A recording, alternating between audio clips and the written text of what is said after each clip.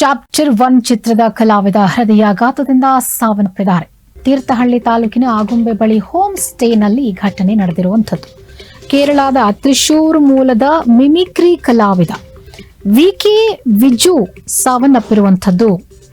ತೀರ್ಥಹಳ್ಳಿ ತಾಲೂಕಿನ ಆಗುಂಬೆ ಬಳಿಯ ಹೋಮ್ ಸ್ಟೇನಲ್ಲಿ ಈ ಘಟನೆ ನಡೆದಿರುವಂಥದ್ದು. ಬಹುಶಃ ಅಲ್ಲಿ ಶೂಟಿಂಗ್ ನಡೀತಾ ಇತ್ತು ಅಂತ ಹೇಳಿ ಅನ್ಸುತ್ತೆ.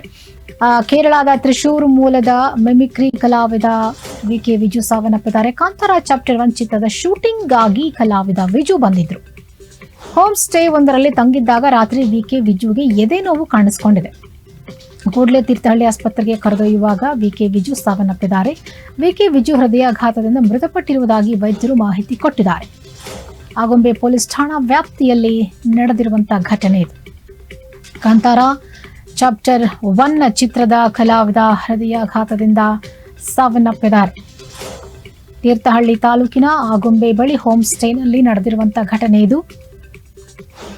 ಕೇರಳದ ತ್ರಿಶೂರ್ ಮೂಲದ ಮಿಮಿಕ್ರಿ ಕಲಾವಿದ ವಿಕೆ ವಿಜು ಸಾವನ್ನಪ್ಪಿರುವಂಥದ್ದು. ನಾವು ದೃಶ್ಯಗಳಲ್ಲಿ ತೋರಿಸ್ತಾ ಇದೀವಿ ನೋಡಿ.